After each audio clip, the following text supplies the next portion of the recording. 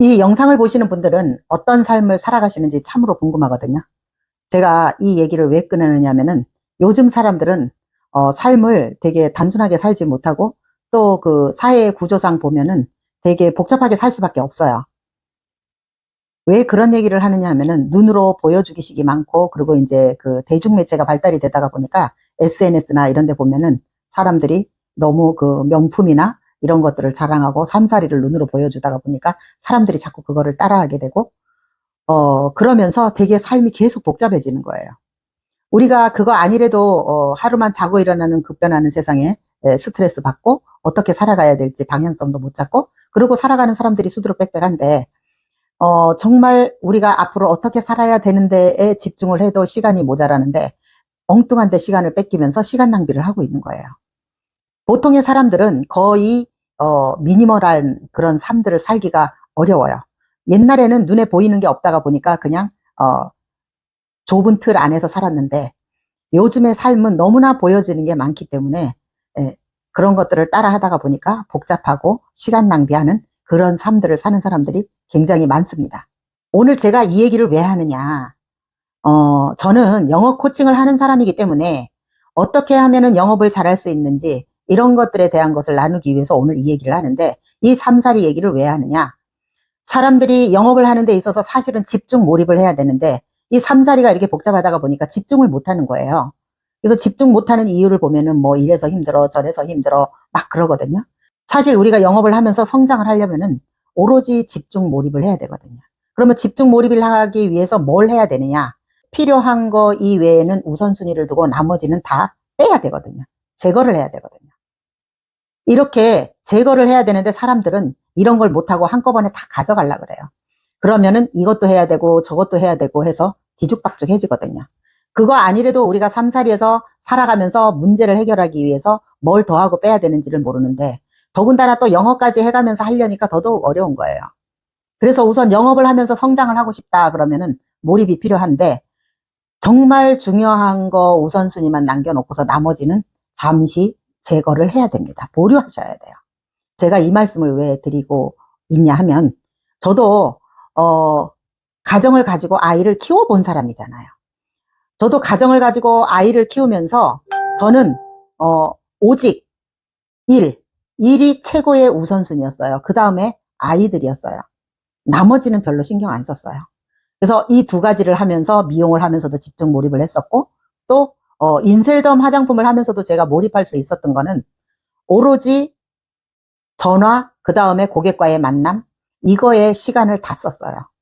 그래서 집중할 수 있었고 짧은 기간에 결과를 낼 수 있었거든요. 근데 사람들은 다 가져가려고 그러거든요.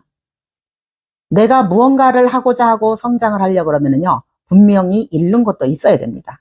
이렇게 다 가져갈 수 없어요. 그리고 나중에 내가 성공하고 나서 가져가도 늦지 않잖아요. 보여주기 식으로 그런 식으로 살으면 그게 되게 좋을 것 같지만은 결코 행복한 삶이 아닙니다. 오히려 단순하게 사는 게 더 행복하게 살 수 있다는 거 알고 계시나 모르겠네요. 아닌 것들은 좀 내려놓고 정말 중요한 것만 가지고서도 행복하게 살 수 있기 때문에 집중할 건 집중하고 그러면서 살아갔으면 좋겠어요. 그래야지만 영업을 하면서 성장할 수 있는 발판을 마련할 수가 있거든요. 그리고 그 다음에 요즘 사람들은 너무나 극단적으로 안정을 원합니다. 물론 안정이 좋지요. 그래서 상위 1%의 그 극단적으로 안정된 생활을 하는 사람들을 보면은 좋은 대학 나와서 자격증을 따가지고 아주 편안하게 살고 있거든요. 근데 이게 정말 행복한 삶일까요? 옛날에는 정말 사자 들은 사람한테 시집을 가려고 그러면은 많은 혼수를 해가야 될 정도로 정말 힘이 들었죠. 근데 앞으로의 세상은요, 이렇게 상위 1%의 사람들처럼 자격증을 따가지고 사는 시대는 지나갔습니다. 이 사람네들은 이렇게 어떤 변동 상황이 오게 되면은요, 극도의 스트레스를 받고 또 극도로 위험에 노출되어 있습니다. 왜 이런 말씀을 드리느냐? 이렇게 안정되게 편안하게 사는 사람들은요, 절대 혁신을 하지 못합니다. 왜냐하면은 모험심이 없고 리스크를 감당해야 되거든요. 그래서 이런 것들을 감당하기 어렵기 때문에 결국은 못하는 겁니다. 그래서 어느 날 갑자기 나한테 어려운 일이 닥치면은요, 이거를 해결할 수 있는 방법이 없어요. 왜? 그동안 너무나 극도로 안정되게 살았기 때문에. 근데 우리들의 그 삶의 시스템을 보면은 거의가 다 안정된 거를 추구하죠. 하지만 삶이 꼭 살아가면서 안정되게 사라지나요? 그렇게 안정되게 사라지지 않아요. 우리가 하다못해 학교 교육을 보더라도 열심히 공부해서 좋은 대학 들어가서 좋은 직장 들어가야 된다. 이렇게 아이들을 가리킵니다. 그렇기 때문에 요즘 아이들이 상당히 이 사회에 나와서 할 수 있는 게 없어요. 그래서 또 새로 배워야 돼요. 이렇게 하다가 보니까 많은 시간과 돈을 낭비하게 되는 거예요. 그래서 요즘 아이들은 공부 못한다고 야단칠 필요도 없어요. 어떻게 보면은 사회에 나왔을 때 어떻게 삶을 살아갈 수 있는지 이런 것들을 가르쳐 주는 게 정말 중요하거든요. 그래서 교육도 따지고 보면은 가짜 교육이 있고 진짜 교육이 저는 있다고 생각을 해요. 사실 지금 우리네 아이들이 학교에서 받고 있는 교육은 가짜 교육이라고 봐야 돼요. 왜? 그냥 시키는 것만 하잖아요. 그리고 열심히 공부했으나 사회에 나와서 뭔가 내가 잘 안 될 때는 어때요? 그거를 헤쳐나가는 힘이 없잖아요. 프레질하기 때문에 결국은 회복 탄력성도 떨어집니다. 진짜 교육을 받는 사람들은 어때요? 자기가 목적을 가지고 확신을 가지고 시작을 하잖아요. 그뿐만 아니라 본인이 되게 열정적인 거예요. 그뿐만 아니라 또 뭐예요? 자기 주도적으로 학습을 하잖아요. 이렇게 자기 주도적으로 학습을 하는 사람들은 어떠한 어려움이 닥치더라도 회복되는 힘도 크거든요. 결국은 회복 탄력성이 높다는 얘기예요. 자기의 정체성을 만들어가는 그런 주도적인 학습을 하는 거예요. 참 교육이라는 게 이 시대가 자고만 일어나면 급변하는 시대에 교육 시스템은 왜 안 변하는지 모르겠어요. 그래서 사회 자체가 어떻게 보면 극도로 안정을 추구하는 그런 사회가 됐는데, 극도로 안정을 추구하게 되면은 결국은 이번처럼 코로나 같은 이런 사태가 오면은요, 대비를 할 수가 없어요. 이런 게 바로 블랙스완이거든요. 이런 블랙스완들이 오게 되면은요, 갑자기 사람이 살아갈 힘을 잃어가는 거예요. 예를 들어서 직장에서 갑자기 잘린다든가, 그러면 월급이 당장 안 들어오잖아요. 또 그뿐만 아니라 이 코로나 사태가 와서 어떻게 됐어요? 자영업을 문 닫는 사람이 수두룩해졌잖아요. 그래서 일터를 잃어버린 거예요. 그냥 앉아 있다가 어느 날 갑자기 쓰나미가 온 거잖아요. 우리가 삶을 살아가면서 항상 이런 쓰나미가 없었나요? 늘 있었어요. 단지 코로나19는 뭐 100년 만에 한번 올까 말까 한 거라 그러더라고요. 우리가 삶을 살아가면서 이런 쓰나미가 왔을 때 안정되게 산 사람들은 어떡할 건데요? 결국은 헤어나지를 못하는 거예요. 갑자기 블랙스완이 오면은 사람들이 살기가 어려워집니다. 그래서 우리가 이런 걸 대비하기 위해서 내 삶도 변화해야 되거든요. 변화하기 위해서 뭘 해야 되느냐? 환경을 바꿔야 되지만 결국은 경험 커미션이 되게 중요합니다. 그래서 우리가 이렇게 블랙스완을 맞이했을 때에 어떻게 현장에 나가서 직접 내가 경험을 쌓으면서 사실은 실질적인 공부를 하는 거죠. 안티프레질 책을 보면은 거기에 그 경험 법칙이 나옵니다. 그래서 이 경험 법칙을 잘 활용하는 사람들은 한정된 시간 안에 어떤 지식이나 계산력이나 의사결정을 잘한다. 이렇게 쓰여 있거든요. 이게 왜 그럴까요? 결론적으로는 내가 많은 경험을 하다가 보니까 이런 의사결정력이 높아지는 거예요. 그래서 이렇게 현장에서 경험을 많이 하게 되면은 아는 것만 보이고 보이는 것만큼 믿게 되고 또 믿는 것만큼 인내를 하게 되거든요. 그래서 제가 이 경험 법칙에 대해서는 콜드콜 얘기를 안 할 수가 없어요. 이 콜드콜은 되게 안티프레질하고 무작위성에 노출되어 있다라고 보셔야 돼요. 왜냐하면 예측된 게 한 개도 없어요. 그냥 무작위성으로 전화를 해서 오라고 하면은 거기 가서 사람들한테 프리젠테이션을 하고 다시 클로징을 하는 거거든요. 근데 이렇게 그렇게 쉬울까요? 쉽지 않아요. 근데 이 콜드콜 하나를 잘하게 되면은요, 사람들이 심리, 배짱, 용기 이거를 다 얻을 수가 있어요. 많은 사람들을 무작위성으로 만나기 때문에 상당히 단단해집니다. 그래서 제가 영업을 하면서 이 콜드콜을 배워가지고 짧은 시간 안에 급성장을 할 수 있었던 거는요. 많은 것들을 제거하고 집중 몰입을 했고요. 그 다음에 이렇게 무작위한 그런 상황 속에 저를 집어 던진 거예요.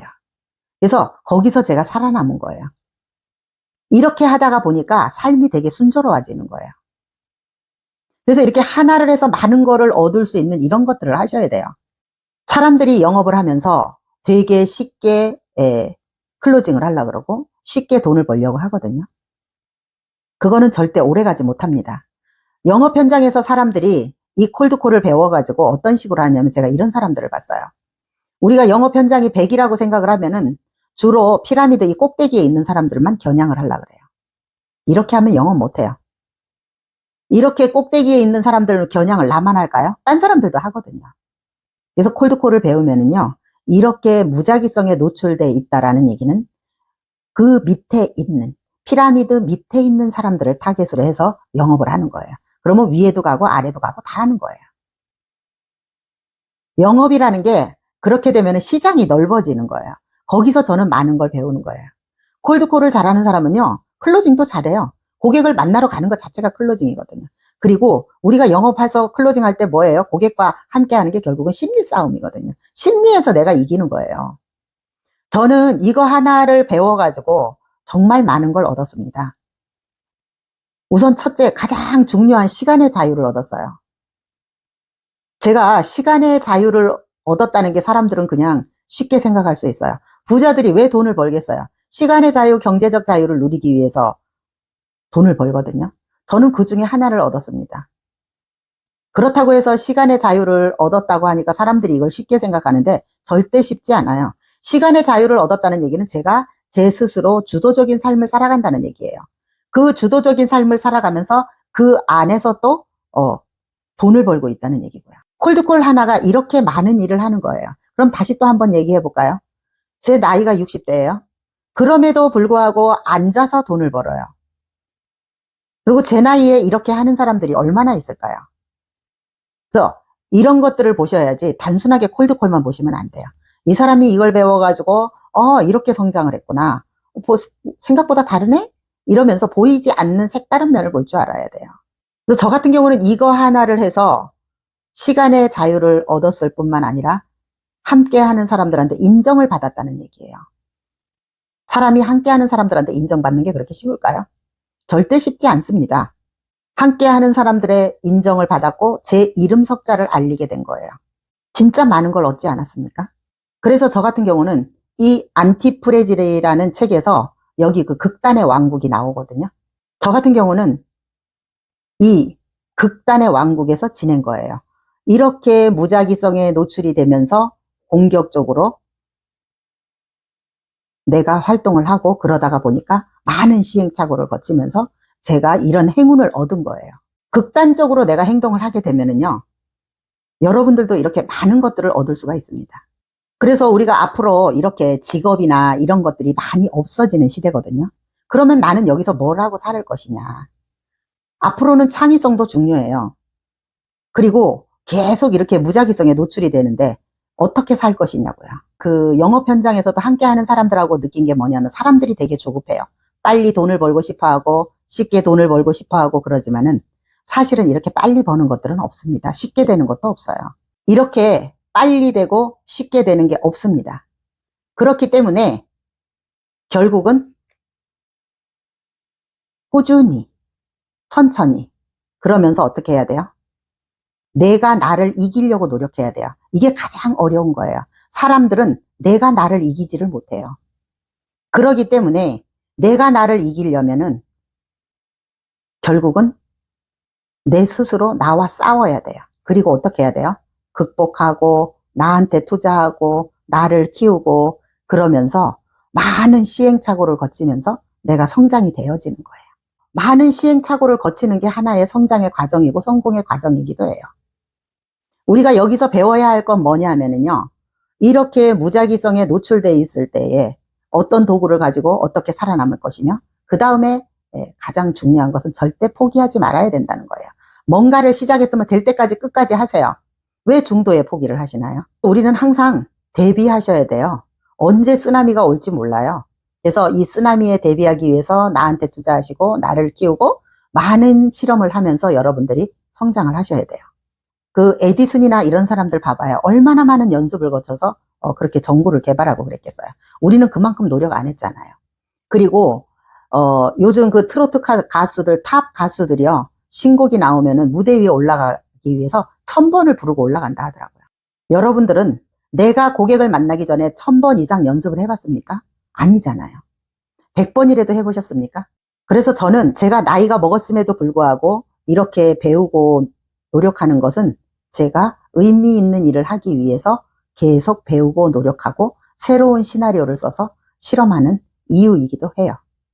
그래서 여러분들도 지금 내가 현재 삶이 어렵고 앞으로 뭘 해야 될지 모르겠다 하시면은 뭔가 하나를 제대로 배워서 정말 이 어려운 삶 속에서 어떻게 살아야 될지 이런 것들을 제대로 한번 잘 생각을 해보시고 저 같은 경우에는 콜드콜로 성장을 했기 때문에 이 콜드콜 하나가 저에게 많은 기회를 제공해주고 삶을 재구성한 그런 상태가 됐기 때문에 제가 콜드콜이 이보다 더 좋은 도구는 없다.